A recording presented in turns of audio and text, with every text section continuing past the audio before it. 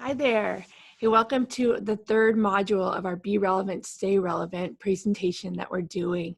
I hope that you were able to watch the first two modules that we did in conjunction with Cal State Fullerton Center for Family Business earlier this year. We're excited to be able to break the presentation that I did in early 2020 into 6 different modules that we can walk through, each one of them about 10-15 minutes. So the first two that we did had to do with customer personas and building them out, pulling them out and seeing what type of information that you have on your customers. So if you haven't watched those, I'd recommend going back and watching them first. Again, as a reminder too, this really has a sales and marketing focus to it. Anyone across the board can use it as well, but really this is as we are looking to develop our marketing content and sales content of how we can be relevant, stay relevant, especially in the time that we are today. So previously what we did was we looked at the customer data that you might be sitting on in order to, because you probably are sitting on quite a bit of information to build out those customer personas, things like sales data, marketing data, industry, those types of information that we can get from all sorts of departments within your company, right?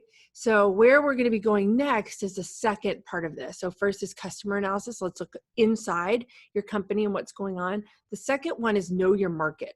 This is really important as we start coming out and we're figuring out what happens in these customers' lives and prospects' lives outside of your world, right? Sometimes it's easy for us to put our head down, look at the customer journey, and really say, this is when somebody buys from us, this is what's important to them, this is what's going on, really with that narrow focus around the services that are happening that are related to our product and service, whatever that might be.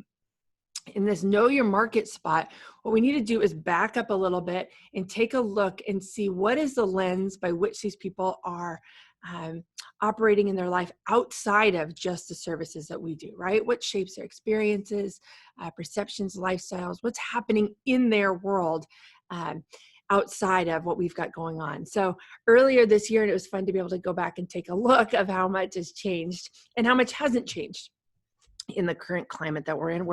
I'm recording this in early April. So I think we're starting week 4, I know at least of homeschool with my daughter and being a remote workforce here. So taking a look at what's changed and what hasn't changed. So if we go back to what we really looked at earlier this year, and this is just giving some different ideas and context of what we need to be looking at. One, the landscape at which our customers and consumers are purchasing has forever changed, right? The online digital space, customers are more, and people just in general are more accustomed to, and their expectations are just so much higher about what the online experience will be. So sometimes I know that we look back and say, well, we're better than we were, or we're better than a competitor of what we're doing. It doesn't just have to be with your exact competitors. What else are they used to? How are they shopping online? What are they expecting when there's an online experience? Some other things that are happening in people's world. I know earlier this year, we bought, or actually I guess it would be the end of 2019, we bought a new car, our Carvana. I thought it was the strangest thing when I came home from work one day and my husband told me that he bought a car online and that it would be delivered on that Thursday. It was coming from Atlanta, and we live in, obviously, California. So having been in the power sports space for a long time and the channel distribution with dealership, this entire model is getting shifted, right? Of what we got, what people are used to. So in this world, we're taking a look at what else is happening in people's lives that might not be 100% related to your business, but the lens by which they're going through. Obviously, the electric space is taking off quite a bit of what we have.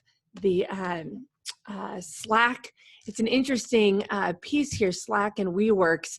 Prior to being a fully remote work environment, we were starting to use Slack to work with each other, with different teams and partners. The WeWorks of having this open space, now even more so, right, of having some remote workers of going on. Lyft and Uber, It's just, it's an interesting world if we're looking however many years and not that long ago that having these delivery spaces for people, groceries, everything that we've got going on. Again, we can order a car from a phone. It doesn't just have to be the trends and patterns that we're looking at. It's not just technology-wise or social, right? What else is becoming socially more normal or not, right? So obviously we're in California. I know there's some other states out there where CBD and marijuana is very becoming more prevalent. I know earlier this year, obviously the tariffs with China was the biggest thing that was going on. Obviously now we've been shifted a little bit, but this is just a little tiny snapshot of what else is happening in the lives of our consumers. And it's important for us as we're building out these customer personas of the information that we're sitting on internally, what else is happening? It's a fun exercise.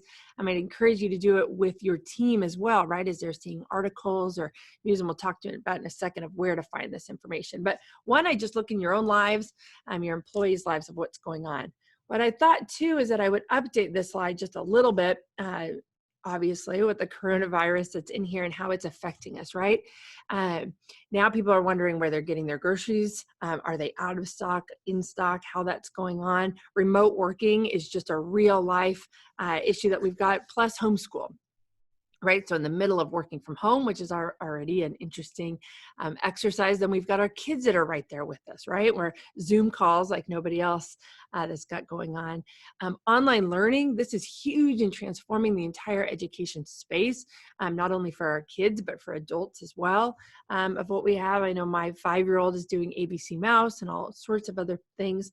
My 8-year-old is doing Google Hangouts in classrooms all the time. We've got the entertainment space is being turned upside down. I know releasing movies earlier, coming out with things about all these things that are available. The workout space changing. So if we come in and we start taking a look at how are our consumers' lives change, right? There's certain things that are going to be the same, certain values that are not changing, but just the fundamentals of our life is changing. And the whole point of this section here, right, is to be able to figure out how do we be relevant and stay relevant going forward. And for us to be relevant, we need to fully understand what our customers are going through and our prospects are going through. So we need to make sure that we're taking a look at our customers, that's the beginning part, and also what's happening in their world. And the more that we can understand what's happening in their world and start empathizing with and connecting with them, the more that we're going to be relevant and stay relevant for the future, right, of where we are. So some tips real quick of how to start drilling in this know your market space. And we got some of this, I got recently was trained in strategic foresight at the end of the year, which we'll dig into a little bit more in the future modules coming up here. But 5 tips that they always are having us look into, right? So one, when we're going out and we're scanning for articles and information that's happening in our customers' lives. First one, let's look at social. What changes do we start seeing socially that's going on out there? Technology, how is technology disrupting what we've got going on? And I talked about in the learning, development, how we're interacting with each other, how that's going to be playing, what people are used to seeing and what their expectations are going to be. On that technology front, I know that a lot of companies, there was like nice to haves for online options, to, shopping, communicating. These are no longer a nice to have anymore. These are now requirements that we need to be able to engage and interact with our customers. Economic, this is something that for sure we need to be aware of as we're watching what's happening with job markets and just every industry out there is. So we need to be cautious and aware. I know that some of the I've seen ads and marketing recently of, we're here for you. We understand these are programs that we have. So we can really start engaging and empathizing with these folks of what's happening. Environmental, there's a lot going on there. And that doesn't just mean that what's out in the world, environmental, what we typically think of. That also means things like our workspace, digital environments, virtual environments. What is it before when we would take a look and say, well, where's Jessica or Kent, right? Our persona, where are they working? What are they doing? Now we're starting to have, their home life blended together. They're making decisions with their families around. they're doing things in just a different environment of where they are. So I encourage you, when we're looking at environmental, that's not just out things like water, wind, climate change, all that. We're also now thinking about our personal environments of where we are. Oops. And the last one, political as well. This is something, I don't want to get too much into that world at all but the thing is that we need to be aware of what our customers are and prospects are going through. And there are a lot of heightened opinions, thoughts, feelings right now. So we just need to be aware of, and I love the analogy of taking a look at what lens is our customers and prospects going through and thinking about as they're engaging with our brand. So it's just important to remember where they're coming from. So I think of going out, and as we're scanning and looking at articles and news feeds and just different places, I'd encourage you also to take a look at things outside your normal realm of where you typically would be looking for articles, where you typically be looking for news stories about what's happening. Take a look at other companies and what they're doing, which kind of gets us into the next piece as well. So one, we want to take a look at our customers of what the data we have. We want to back out to say what else is happening in their lives. How do we create this bigger picture, right? So we've got a cleaner idea of what they're going through. The next thing, and next one or two, I'm just going to pull them both up here, the last two, is we need to be taking a look at what our competitors are doing as well. We always, which I think this has been important for, it's always been important that we should be taking a look at what our competitors are, but now more than ever, right? Of what is it, what's the messaging that's being sent out to our customers and prospects from our competitors. And then I'm going to put in here also the industry. We don't only want to be looking within our direct competitors. We want to be looking about our indirect competitors as well in adjacent industries. Because at this point, I would venture to say that if you had a competitive landscape at the beginning of 2020 of who your competitors were, pretty darn positive that your direct competitors or now indirect competitors are going to be shifting in things that you never would have thought of. So I encourage you during this time, when we're looking at this Know Your Market, to pull in other members of your team. This is not something that can be done in a silo. I think that as possibly team members have some additional capacity, and everybody's out there reading and learning, is how do we start creating a space where they can be sharing information about what they're seeing, right? Is there good examples that we've seen on television or ads, emails that we've gotten, news articles, and start pulling this information of know your market. The third one, or bucket. So first we've got our know our customers. Second one, know our market, of looking at these 5 different lenses and really creating even richer customer personas of what we have. And the next module that we'll get into, it's going to be listen to our customers. So there are opportunities now that we have this, an idea of who our customer personas are and the lens by which they're engaging. Is the 4th module that we'll be going into is now validating this and start engaging with our customers and getting feedback directly from them. Because quite honestly, the best way to know what your customers want and what they need from you is to be able to engage and ask.